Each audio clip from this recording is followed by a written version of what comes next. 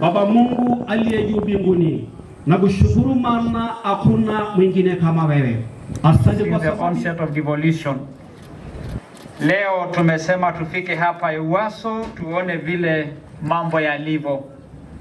As a county we are happy to be here. Na tunasema karibuni nyote wadi yetu Ewaso Ngidongi hapa. The last time we held a National Day celebration, last year's Jamhuri Day, we were still in the woods struggling with the ravages of the drought that hit our country for more than 3 years. We are a bit relieved today. The short rains that set in a month ago in some parts of the county have brought back some little relief. We are still far from total recovery, but I can testify that our situation is much better than it was 3 months ago. On this Madaraka Day, I bring to you a message of renewed hope and faith in the immense possibilities that lies ahead of us as a county. We are glad the Equalization Fund, which is meant to support economically disadvantaged region, is now coming to us, with Kajiado West being one of the biggest beneficiaries. While this is good news, we are concerned that Kajiado East constituency was completely left out. I will revisit this matter to ensure no deserving region is discriminated against. Watu wetu, before I embark on the business of the day, and because Niko area leo, please allow me to express my special gratitude to you, the people of Ewaso specifically, and the people of Kajiado West in general, for strongly supporting my re-election. Ada na shisabu koleng lewasoi orungana le Kajiado West kiregelu twangole kayela jeti Ewaso ngole na ibele Kenya direction enkelare tankara kikura inyi sabo ndikinjo aja sholeng. You sent out a clear message that you have leadership. You brush aside many untruths peddled by my opponents. You made a conscious decision that I was the leader you wanted to steer this county to the next level. I will forever be grateful for your confidence and the support you gave me and my team. I can assure you that I won't let you down. Sitawaangusha, nyinyi ni watu wangu kabisa. Sitawaangusha, nyinyi ni watu wangu kabisa. Kwa hivyo ndugu na dada zangu, najivunia kujumuika nanyi leo wakati wa sherehe hii ambayo tunaadhimisha miaka 60 tangu tupate uhuru wa taifa letu. And unfortunately so, we are holding these celebrations in an area that still has the scars of the 3 maladies identified by our founding fathers, as declared by Mzee Jomo Kenyatta as the greatest enemies of humanity: poverty, ignorance, disease. Umaskini, ujinga na magonjwa bado yanakumba sehemu kubwa ya taifa letu na sehemu tuliko hapa Ewaso. This tripartite calamity continues to trouble our nation and our county, and it is only through relentless efforts to fight them that will eventually vanquish them.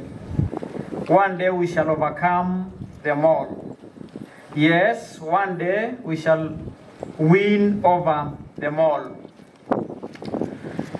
My good people, we cannot lose hope of turning around our lives as children of independent Kenya. We cannot put to shame our forefathers who paid the ultimate price with their life for us to have a country of our desires. We shall keep fighting, and fighting we shall. We must win against the 3 enemies of our progress. We shall forge ahead together. I will listen to your needs, and I will do all that appertains to my position to ensure every corner of this county touches and feels the government. It is the reason you made choices at the ballot and I will defend those choices because they were God-driven. Iko watu walitupangia njama za kutudhulumu, lakini sisi watoto wa Mungu ndio tukafaulu. My good people, the train of my second term has left the station, and devolution indeed is setting our country on a right trajectory. Recent friction between the third county assembly and the executive has fizzled out. While we are now agreeing on most things with our honorable MCAs, there are some who are still outside the train. It is not going to stop. Hii haitasimama, taendelea tu kusonga mbele. The wheels of development and the vision I have for my people is now in motion and will not be blocked by anyone. We are true to our people, and because we have no luxury of time, we shall work together with those who are willing to work together. Ours is going to be a coalition of the willing, a coalition of the true leaders of our time. Soon, the voter will be back at making choices, and I urge you to start evaluating us from now onwards. It will make your decisions. It will make your decisions in 2027 much easier. Our people, when I sat and pondered on what gift I will give to my people for giving me a second chance, I settled on a long-term strategy to revolutionize how we do things in our county. We cannot transform this county by doing the same things the same way and expect different results. I consulted widely and got to the bottom of what ails us, with an eye on the past, the present, and the future of our people. As we focus to overcome the challenging times, we also take pride in the fact that our resilience has been enhanced and our purpose redefined. Therefore, my great people of Kajiado, I have a vision that is destined to transform our lives both in the rural and our urban areas. It is therefore my singular honor to share with you what we have been discussing as a county on the way forward for us and future generations. Our vision for my second term is a transformed and sustainable Kajiado hinged on the following 4 prongs. 1, modulated pastoralism. 2, livable towns. 3, climate-proof physical environment. And 4, globally competitive education. I will now dissect each of them. Modulated pastoralism for sustainable livelihoods among pastoralists. Pastoralism is definitely our way of life. Since time immemorial, our communities have practiced pastoralism in its traditional form that carries a lot of cultural significance. Pastoralism defines who we are, and the identity it has given us among communities of the world is something we cherish. It is dear to us. Nomadic pastoralism thrived in yesteryears because we had the luxury of land and time, and our social cultural fabric allowed us to move from one place to another. Yes, we had large swaths of land, and in essence, pastoralism became our economic mainstay. However, as we enjoyed this cultural gem, we also experienced a myriad of shortcomings. First of all, our nomadism became predictable in that we could say which side of our county we would move as per the rain patterns. Obviously, this had ramifications on the education of our children as well as the health of our family relationships due to long absence of breadwinners and the boy child from home. Watu wangu, the recent prolonged drought everywhere leaving no place for us to run to has offered us invaluable lessons for the survival and future of pastoralism. It became clear that it was no longer sustainable to move from one place to another. We simply could not withstand the impact of the drought, and we lost millions of livestock. Tumeumia sana. It is therefore my take that we can no longer practice pastoralism in our usual way and expect to survive the next drought, which can, by the way, return anytime. So many factors make it impossible for us to conduct our pastoralism the traditional way. We now have much less grazing lands and therefore reduced availability of livestock feeds due to the impact of human settlement, industrialization, urbanization, and generally a sharp rise in population. Rainfall is no longer coming as scheduled and is expected in expected volumes due to climate change. Life expenses have more than tripled, yet the price of our livestock products have remained the same. For us to survive in this scenario, we must change. Yes, we must change. Lazima tubadilishe jinsi tunavyofanya ufugaji jamani. To begin with, we must view pastoralism not only as part of our culture, but also as a modern generator of adequate household income. That means our livestock must mature faster, produce higher quantities of quality milk, beef, hides, and skin, among other products, and we must access better markets for our livestock products. Kenya, just like the entire world, is still struggling with meeting domestic demand for the supply of quality milk, beef, mutton, hides, and skin, and other livestock products. We must devise ways of rearing faster maturing and more productive animals on smaller pieces of land. To succeed in this new approach, we must be successful on production of livestock feed, provision of affordable veterinary services, and reforming the entire livestock value chain to give farmers real value for their animals. Food security remains a key area of concern. We shall invest more on our food baskets, especially Nguruman in Kajiado West and Loitoktok in Kajiado South, as well as the horticultural belt in Kajiado East. We shall also promote small-scale food production in our urban and peri-urban areas. The success of our modulated pastoralism will largely depend on our land management.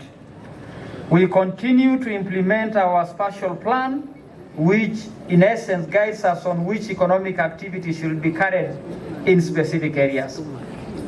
We will continue to enhance our land regulations and policies to protect both landowners and investors.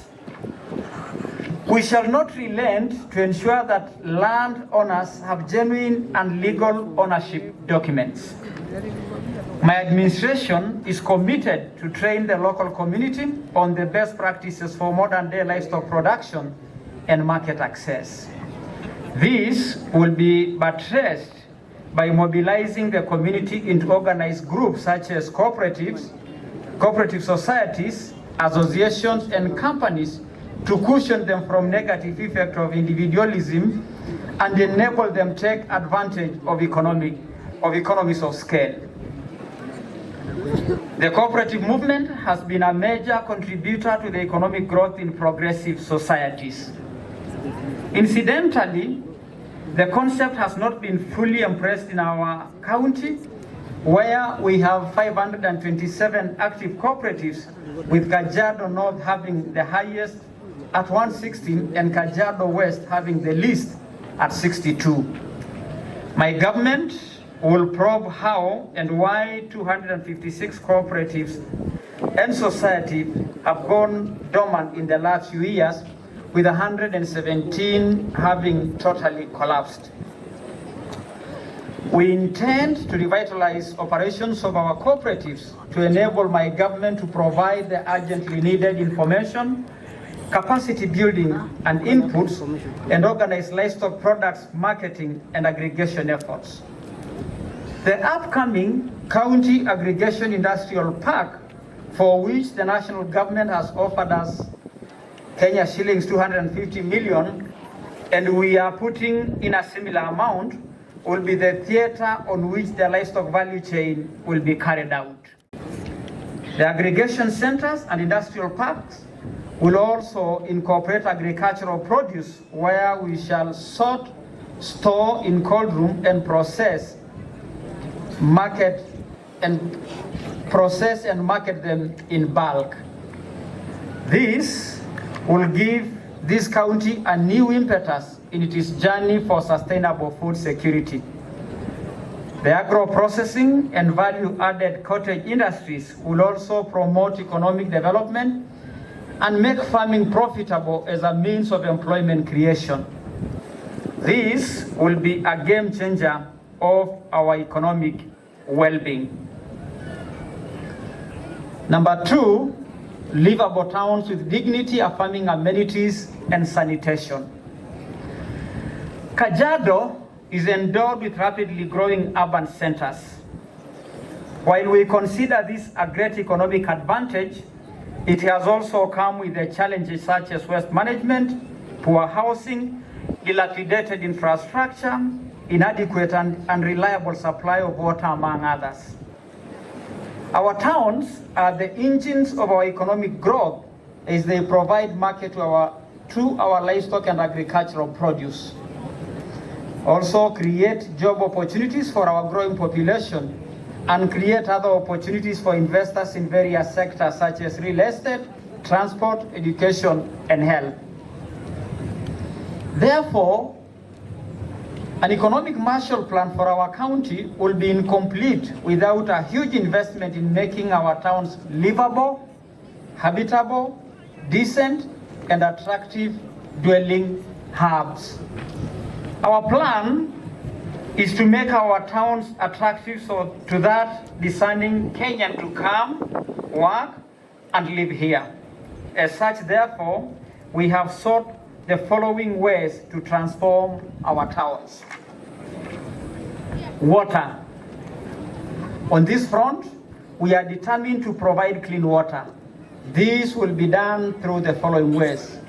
Collaboration with the national government, the Nairobi Satellite Towns Water and Sanitation Development Project, for the construction of about 205 kilometers of pipelines and massive storage water tanks, which will progressively increase by 9.5 million liters of water per day.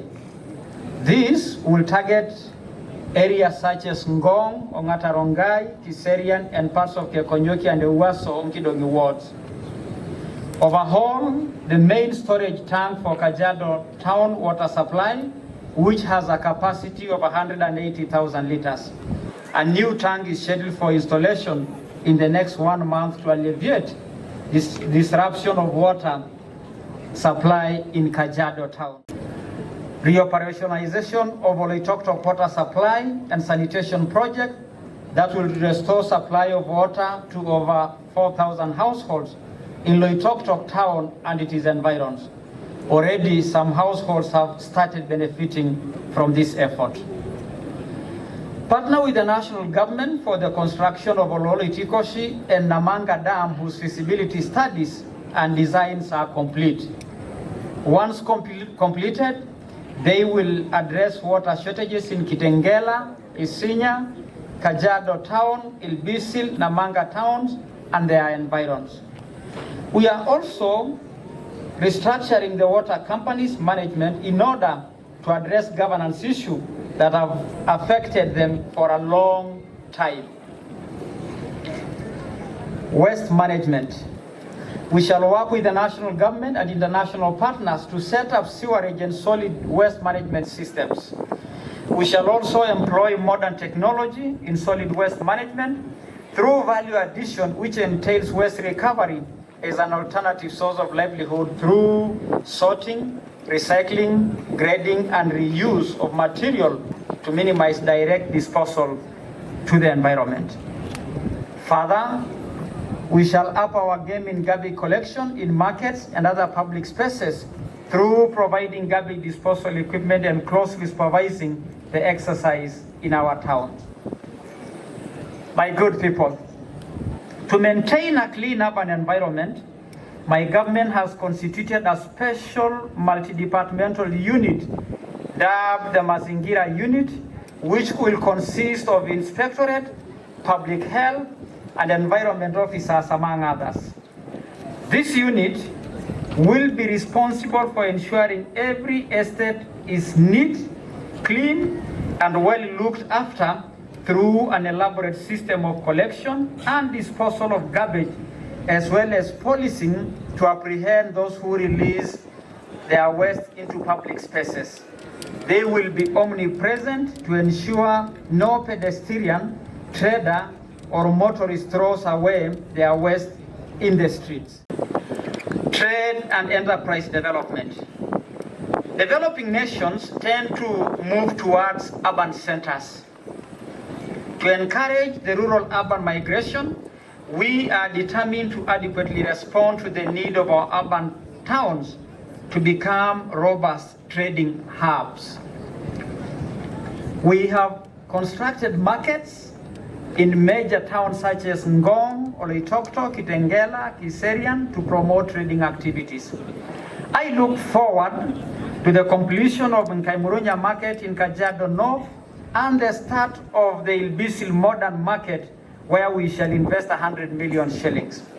Our towns provide the largest market for our agricultural produce and livestock products, and if they grow, our rural economies will thrive. That is how the first world economies grow.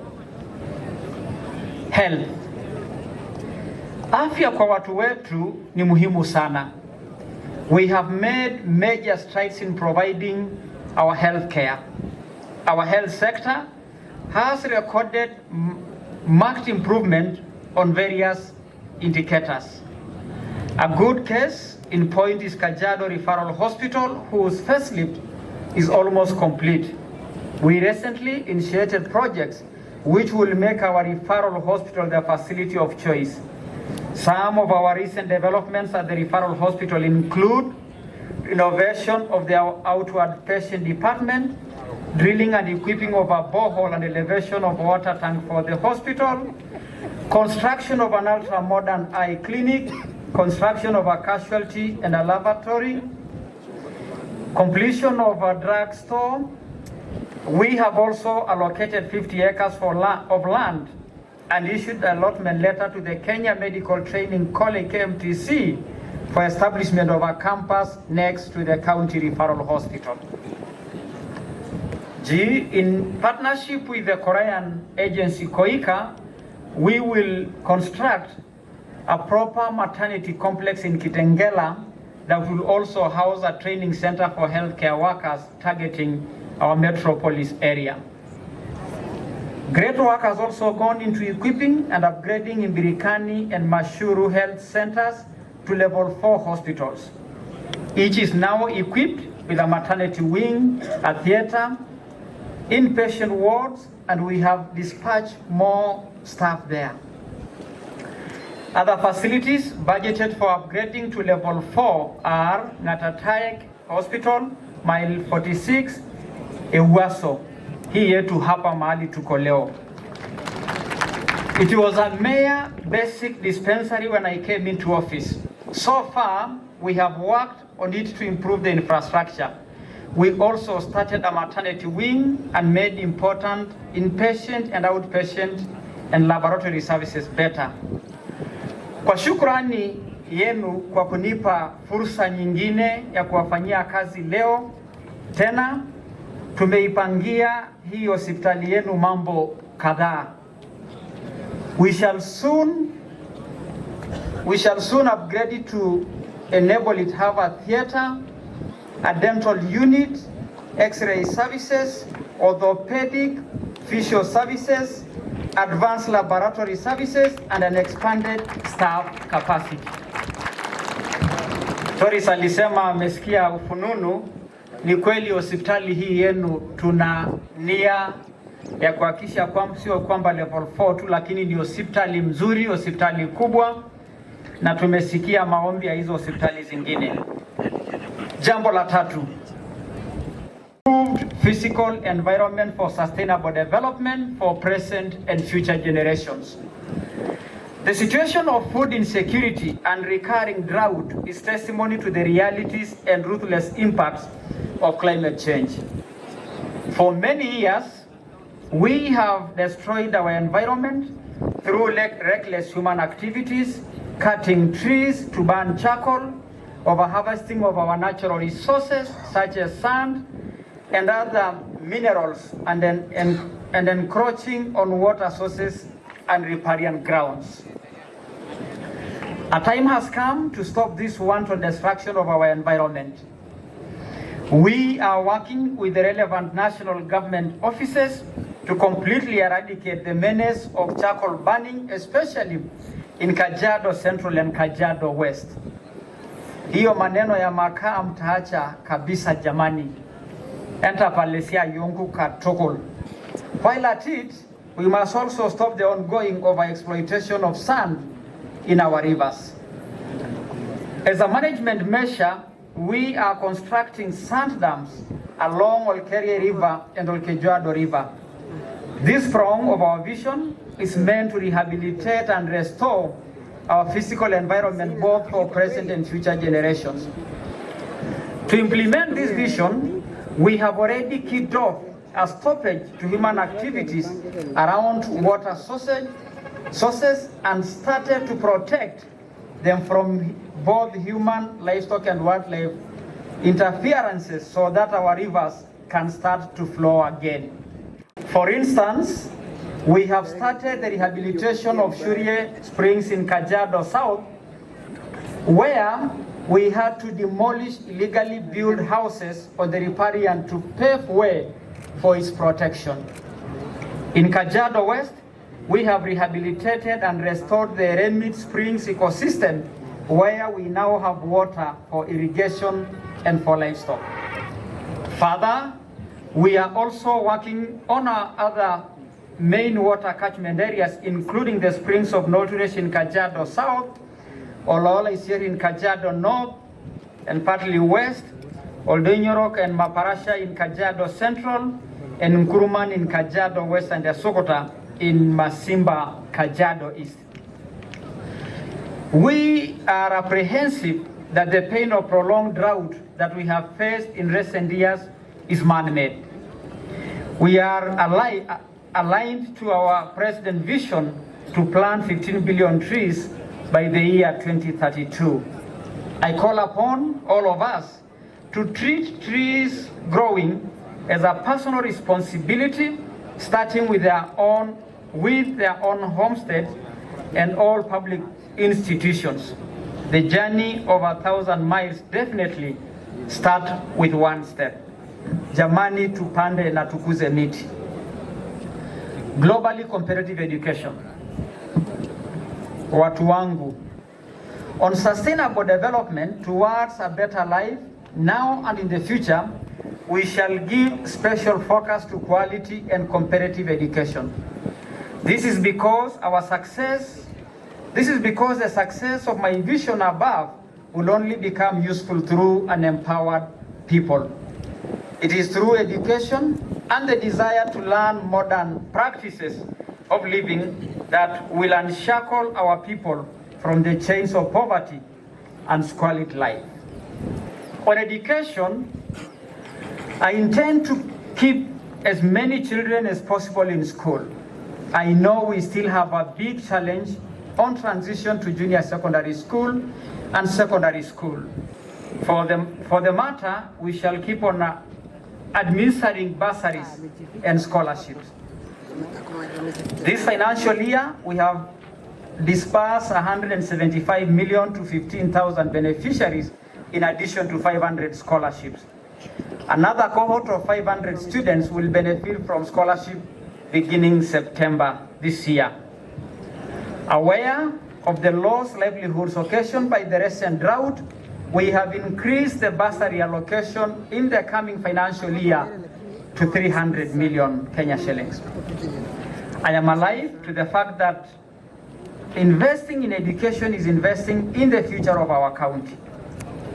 My administration is working closely with different partners to improve infrastructure in schools, because when the school environment is conducive, it makes learning better for the students. We have worked in partnership with UNICEF to provide learning materials to all our ECD centers. We have also trained teachers on the cooperative-based, competency-based curriculum, a program that has been completed in Kajiado West and Mashuru in Kajiado East. On post-secondary education, we are going a notch higher, thanks to technology that has revolutionized learning. We are working closely with foreign universities to establish 3 satellite digital e-learning centers at Namelok, a senior vocational training, and the upcoming Kajiado Resource Center. The e-learning centers will offer mentorship to our TVET students who will make a direct international interaction with students and lecturers from Canada, US, and China as per my recent visits. These interactions will include periodical visits by lecturers to the 3 identified institutions. Recently, I visited Canada, where we made very progressive partnership towards this cause. This agreement will be signed beginning the month of July. Funding the vision. My good people, to achieve all the above, we have to be creative and innovative in resource mobilization and utilization.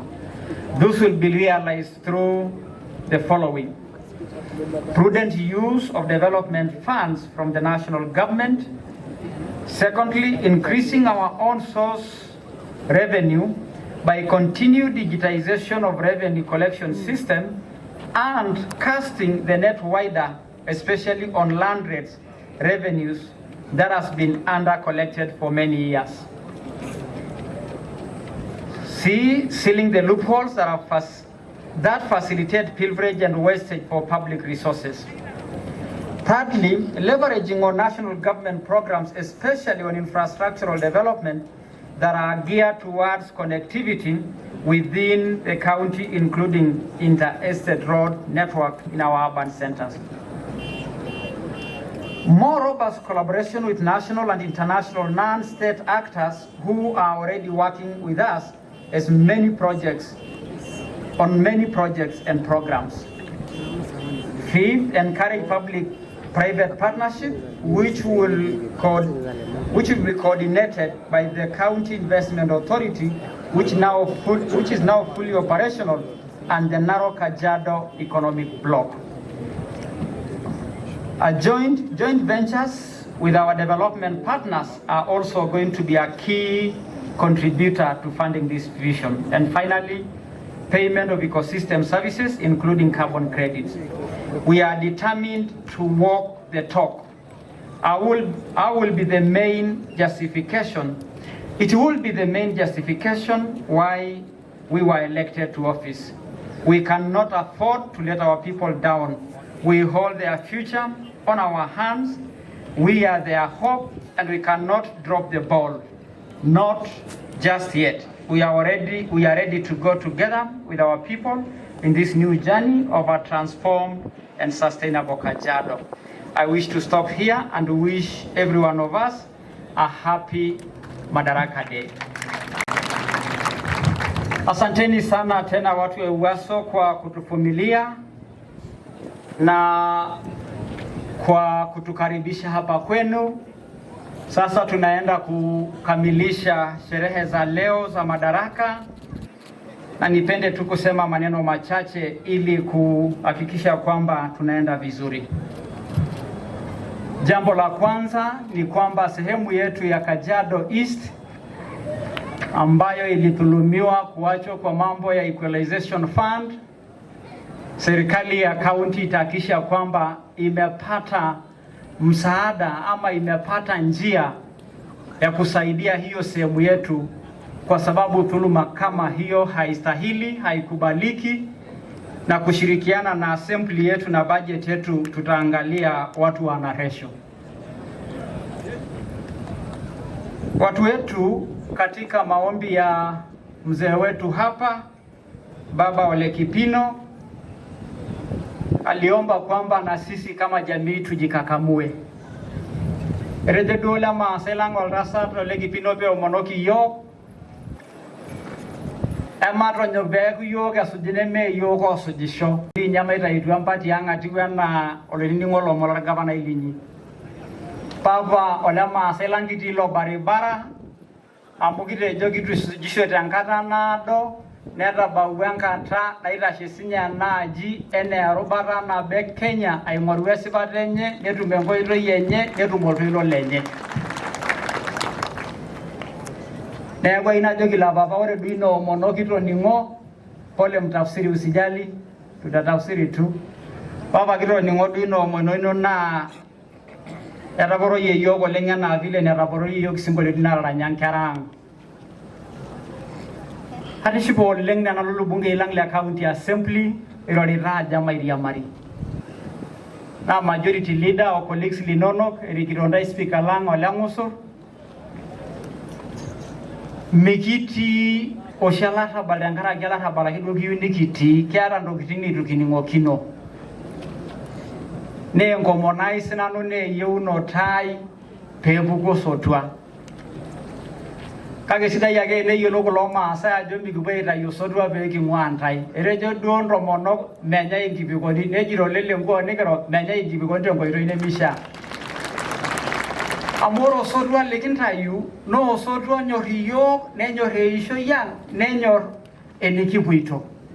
Kake airuk ilo sotua pii bara ake metaa mee enkoitoi nalotu aitong'ojin enaaji nitoki aitayu orbaribara oshi likitii. Atiaka ntae oshi kitii mataparote kunda olong'i. Eimayie enaaji ang' ingolikinot sapukin oleng apiteru tenkata ormusungu.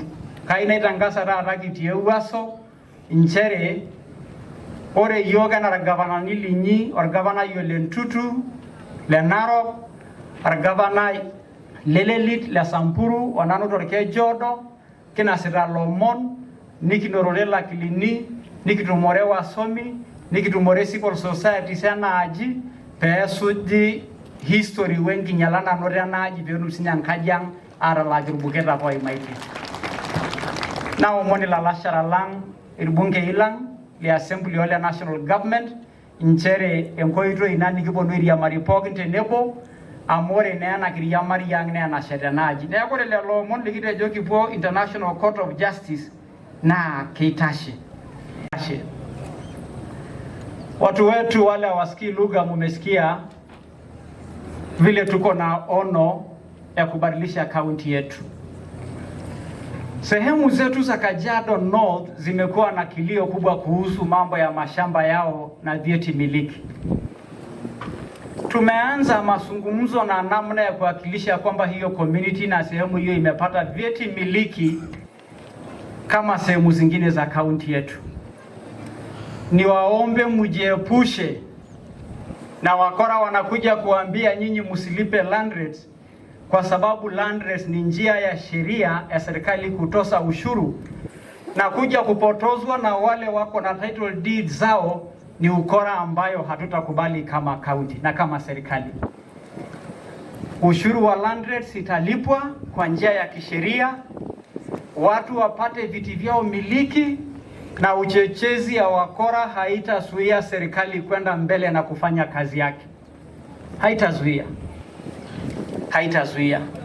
Na kwa hivyo wapendwa, leo tukianza safari mpya nikikubaliana na MCS wetu mambo ya Osotwa, hiyo ni kusema tutaheshimu nafasi ya assembly yetu na sheria yake, nafasi ya executive yetu.